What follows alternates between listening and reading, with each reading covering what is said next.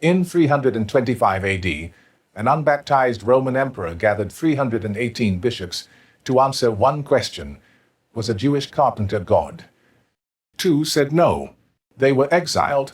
The remaining 316 signed. And what really happened inside that room has been suppressed ever since, right? Let me show you what happened. May of 325. The imperial palace at Nicaea, on the shores of Lake Ascania in what is now northwestern Turkey. The emperor Flavius Valerius Constantine, had unified the Roman Empire barely a year earlier by defeating his rival Licinius. He controlled the largest political entity on earth. And he had a problem. His problem was theological. A priest in Alexandria named Arius had been teaching something that split the Eastern churches in two. Arius taught that Jesus, the Son of God, was created by the Father, that there was a time when the Son did not exist. The Greek phrase was precise. On pote uk en. There was when he was not. The Son was divine, Arius said, but divine by grace, not by nature. God made him. God could have chosen not to. The Bishop of Alexandria, a man named Alexander, disagreed violently. Alexander and his young deacon Athanasius insisted the Son was of the same substance as the Father. Co-eternal, never created, never secondary. The Greek word they championed was homoousios, same substance. Constantine did not care which side was right. He cared that the argument was tearing his newly unified empire apart. He wrote a letter to both parties calling the dispute trivial and unworthy of intelligent people. When the letter failed, he did what emperors do. He summoned a council. 318 bishops is the traditional number. It is almost certainly symbolic. The number matches the 318 servants of Abraham in Genesis 14, verse 14. Eusebius of Caesarea, who was present, said more than 250. Athanasius, who was also there, said more than 300. Modern scholars estimate between 220 and 250. But the number 318 entered tradition, and tradition does not release its numbers easily. And here is the fact that should trouble you from the start. The emperor who called this council, who presided over it, who would ultimately endorse the result that defined Christian orthodoxy for the next 17 centuries, was not a Christian. Constantine was not baptized. He had spent most of his life worshipping Sol Invictus, the unconquered sun. His coins continued to bear the sun god's image years after Nicaea. He would not be baptized until his deathbed, in 337, 12 years after the council. And when that baptism finally came, it was administered by Eusebius of Nicaea, an Arian bishop. The man who created orthodoxy died in heresy. But before I show you what happened in that room, I need to show you something most Christians have never been told. Because the question voted on at Nicaea, is Jesus God, did not have the answer you think it did. Not in the earliest sources. I visited Iznik years ago, the ancient Nicaea. I had read about the council for decades, lectured on it, assigned papers about it. I wanted to stand where it happened. I flew to Istanbul and took the ferry across the Sea of Marmara. Then a bus to Iznik. I expected something monumental, a ruin, a plaque, something that acknowledged that the most consequential theological decision in Western history had been made in this place. What I found was a small lakeside town with a crumbling Roman wall and a derelict church. The site of Constantine's palace, the building where 300 bishops debated the nature of God, is now an open field near the shore. A few scattered stones, a faded information board in Turkish and English that most tourists walk past without reading.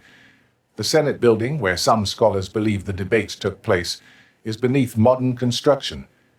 I stood at the edge of the lake, the same mountains the bishops saw in 325, the same light on the water, the same wind, but nothing of what happened there has survived physically.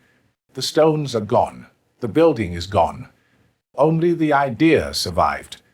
And ideas, I have learned, are more durable than anything built with hands. Now, the earliest Christian writings do not say what most Christians assume they say about Jesus. The progression is documented in the texts themselves, and it tells a story that the Council of Nicaea was designed to end. In the earliest sources, Jesus is not God. He is a man exalted by God. Romans chapter 1, verses 3 and 4. Jesus was declared to be the Son of God with power, according to the Spirit of holiness, by his resurrection from the dead. Declared. At the resurrection. Not before. Acts chapter 2, verse 36. God has made this Jesus whom you crucified, both Lord and Messiah. Made. Past tense. Something happened to Jesus at the resurrection that changed his status. In Mark, the earliest gospel, the shift happens earlier. Mark chapter 1, verse 11. At Jesus' baptism, a voice from heaven says, "You are my Son, whom I love." Scholars call this adoptionist Christology. Jesus becomes the Son of God at baptism, not at birth, not before creation, at a specific historical moment. In Matthew and Luke, written a decade or more after Mark, the shift moves earlier still. Now Jesus is divine from conception, the virgin birth. He is already the Son of God before he draws his first breath. In the Christ hymn of Philippians chapter 2, verses 6 through 11, Jesus is pre-existent. He existed in the form of God before taking human form, before Bethlehem, before the world. And then John, the last gospel written, goes further than any of them. John chapter 1, verse 1. In the beginning was the Word, and the Word was with God, and the Word was God. Do you see it? Over 50 to 60 years of writing, each author elevated Jesus higher. From a man exalted at his resurrection, to a man adopted at baptism, to a being divine from conception, to a pre-existent entity, to a being who was God from the beginning of all things. This is not progressive revelation, this is theological construction. Each generation of writers raised the stakes, and here is what Nicaea was really about. R.P.C. Hanson, in his 900-page masterwork, The Search for the Christian Doctrine of God, demonstrated something that most Christians have never been taught. Before Nicaea, virtually all Orthodox theologians were subordinationists. They believed the Son was subordinate to the Father, not equal, not of the same substance, secondary. Justin Martyr, one of the earliest church fathers, writing in the 2nd century, placed Jesus in second place. The Greek word is deuteros, second. Origen, the most brilliant theologian of the 3rd century, called the Son inferior to the Father. Tertullian, who invented the Latin theological vocabulary still used today, called the Son a portion of the Father. The Latin word is portio, a portion, not the home. The historian Badcock summarized it precisely. Virtually all Orthodox theologians prior to the Arian controversy were subordinationists. Arius was not inventing a heresy. He was defending the older position, the position of Justin, the position of Origen, the position of Tertullian. The Nicene formula, homoousios, same substance, was the innovation. The heretic was the conservative. The orthodox were the revolutionaries. And none of this is controversial among historians. It is controversial only in churches. I was at an academic dinner some years ago. I do not remember the occasion. I remember sitting next to a patristics specialist, a bald man with thin glasses who had spent his career reading the church fathers in Greek. I mentioned Arius in the way one does at such dinners, as the great heretic. The man paused, put down his fork, looked at me with the expression of someone who has corrected this particular mistake 1,000 times. Malcolm, virtually all the theologians before Nicaea were subordinationists. Justin, Origen, Tertullian. Arius did not invent anything. He repeated what the church had been teaching for 2 centuries. The noise of the restaurant continued around us, glasses clinking, someone laughing at the far end of the table, and that single sentence rearranged something I had carried for years without examining it. Now let me show you what Constantine did at the council. Because this is where it gets interesting. Constantine entered the council hall on the opening day, and Eusebius of Caesarea describes the scene. He writes that the emperor appeared like some heavenly angel of God, his bright mantle shedding luster like beams of light. This was not a humble man seeking spiritual guidance. This was a performance of imperial power, dressed in theological clothing. Constantine delivered his opening speech in Latin. The bishops spoke Greek. Latin was the language of command. Greek was the language of theology. The language of power dictated to the language of inquiry. The speech was translated for the bishops. Constantine's stated concern was not truth. It was unity. He told them, according to Eusebius, intestine strife within the Church of God is far more evil and dangerous than any kind of war or conflict. And then something happened that historians have debated for 17 centuries. Constantine either proposed or personally endorsed the word homoousios, same substance, as the formula that would define the relationship between father and son. The emperor chose the theological answer. But here is the detail that should stop you. When Constantine was later asked what he understood homoousios to mean, he reportedly said he understood it to mean the same thing as homoousios, similar substance. The difference between these two words is a single letter, one iota, the smallest letter in the Greek alphabet. Homoousios means the son is the father in substance. Homoousios means the son is like the father in substance. The gap between is and is like is the gap between God and not God. And the emperor who imposed the answer did not understand the difference between the two options. Edward Gibbon observed that the entire Christian world was divided by a diphthong. The bishops who had survived the persecution of Diocletian sat in that room. Some of them were missing eyes. Some had been hamstrung. Some had burn marks from torture. Bishop Paphnutius of Thebes had his right eye gouged out and one leg severed. He had been condemned to work in the mines. He was one of the most venerated figures at the council. And Constantine, the representative of the very same Roman imperial system that had blinded and maimed these men, kissed the empty eye sockets of the bishops he now commanded. Let me say that again. The emperor whose predecessors had tortured these men was now kissing their wounds and telling them what God is. What I am about to show you will change how you understand the creed you recite in church, because the most important theological decision in Christian history was made not by prayer, not by revelation, not by consensus of faith, but by political pressure from a man who worshipped the sun god until his deathbed. The vote was not a free debate. Constantine presided. Imperial authority was present in the room. The bishops who refused to sign the Nicene formula would be exiled. This was not suggestion. This was threat. Only two bishops refused, Theonas of Marmarica and Secundus of Ptolemais. Both were from Libya. They were exiled that same week, together with Arius. Arius's writings were condemned to be burned. Anyone found in possession of them would be punished. 316 bishops signed, under the eye of an unbaptized emperor. The creed they produced in 325, the original Nicene Creed, not the later revision of 381, reads, "We believe in one God, the Father Almighty, and in one Lord Jesus Christ, the Son of God, begotten of the Father, only begotten, that is, of the substance of the Father, God of God, light of light, true God of true God, begotten not made, of one substance with the Father." Every phrase was designed to refute Arius, begotten not made, against the claim that the Son was a creature, of one substance with the Father, against subordination, true God of true God, against divinity by grace alone, and then the anathemas, attached to the 325 Creed, later removed in the 381 revision. Those who say there was a time when he did not exist, or before being begotten he did not exist, or he was made out of nothing, or he is of a different substance or essence. The Catholic Church anathematizes them. Karen Armstrong, in A History of God, noted something else. The original 325 Creed says almost nothing about the Holy Spirit. It was added, she wrote, almost as an afterthought. The third person of the Trinity, one of the most central doctrines in Christianity, received barely a sentence. The bishops were too busy fighting about the Son to think about the Spirit.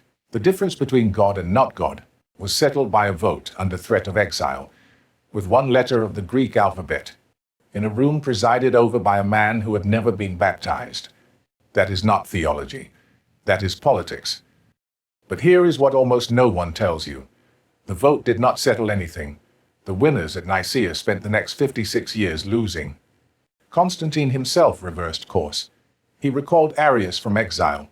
He exiled Athanasius, the great champion of Nicaea, for the first time in 335, just 10 years after the council. Arius died in Constantinople in 336, on the very eve of his formal readmission to the church. The circumstances were mysterious. Orthodox writers called it divine judgment. Some modern historians suspect poisoning. Arius died in a public latrine, that is what the sources say. And then Constantine himself died in 337, baptized on his deathbed by an Arian bishop. Eusebius of Nicomedia administered the sacrament. The emperor who created the Nicene formula died in the hands of the losing side. Athanasius, the champion of Homoousios, was exiled 5 times by 4 different emperors. 17 of his 45 years as Bishop of Alexandria was spent in exile. The first exile, 335 to 337, under Constantine. The second, 339 to 346, under Constantius II.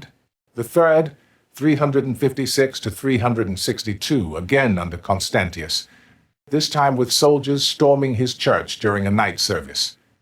The fourth, 362 to 364, under Julian. The fifth, 365 to 366, under Valens. The man who fought hardest for the Nicene Creed was driven from his city 5 times by the Roman state. Jerome, one of the greatest scholars of the early church, wrote a sentence that should be carved into the wall of every seminary. The whole world groaned and was amazed to find itself Arian. Arianism did not die at Nicaea. It dominated the imperial church for most of the period, between 337 and 379. The orthodox position was the minority position for decades. Richard Rubenstein, in When Jesus Became God, documented how the Arian controversy was not a contest between heresy and orthodoxy. It was a contest between 2 equally legitimized theological positions competing for imperial favor. Which side won depended on which emperor was on the throne. Charles Freeman, in The Closing of the Western Mind, described what happened when the Nicene side finally prevailed. The Edict of Thessalonica, issued on the 27th of February, 380, and the Council of Constantinople in 381 under Emperor Theodosius, finally imposed the Nicene position as the law of the Roman Empire. Dissent became a crime of the state. Freeman wrote, "For the first time in 1,000 years of Greco-Roman civilization, free thought was unambiguously suppressed. I was preparing a seminar on the councils years ago and asked the university library for a compilation of the primary sources from Nicaea. The librarian brought me a thin volume. I opened it. Letters from Constantine, the 20 canons, the Creed, and 1 letter.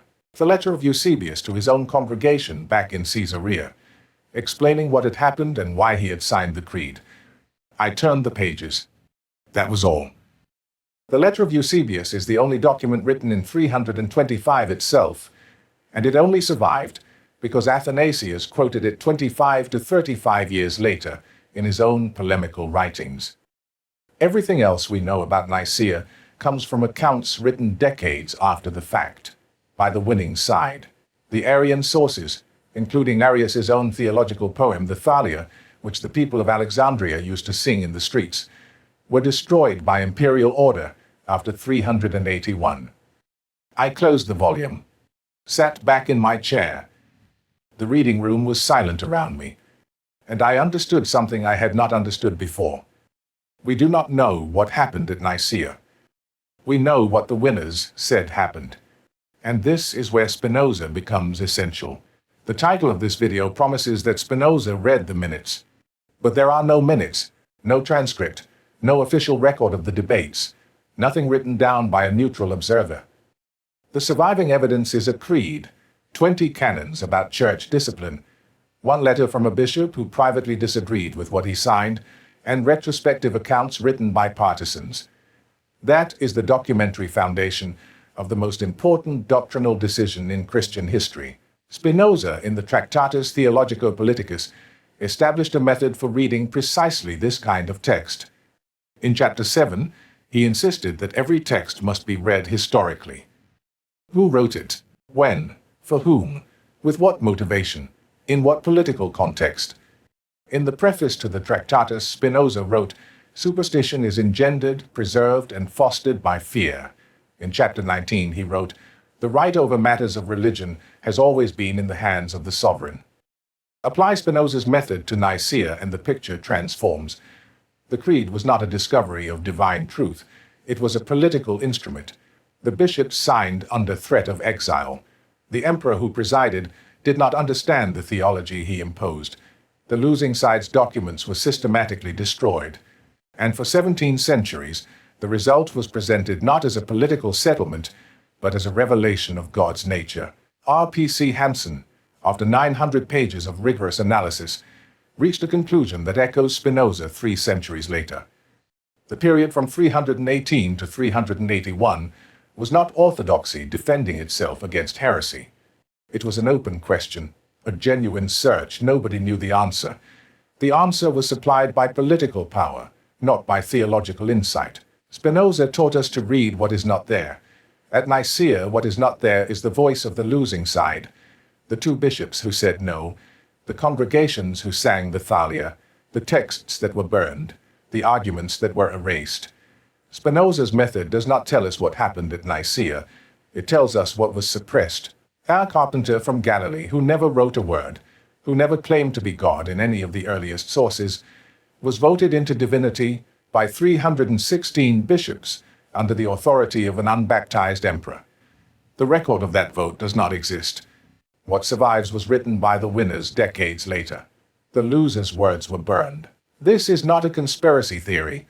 This is what happens when you read the sources the way Spinoza insisted we must, historically.